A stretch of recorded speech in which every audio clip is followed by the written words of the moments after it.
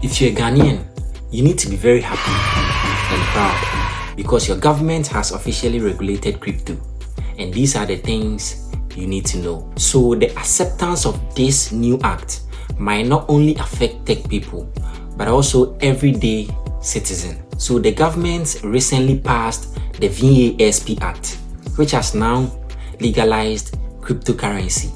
If you don't know what that means, know yawa, a day for you. So I'll be breaking down this new cryptocurrency law and how it affects everyday Ghanaians, including users, traders, and businesses in the coming episodes. So like this video to keep me in your FYP and subscribe or follow if you haven't.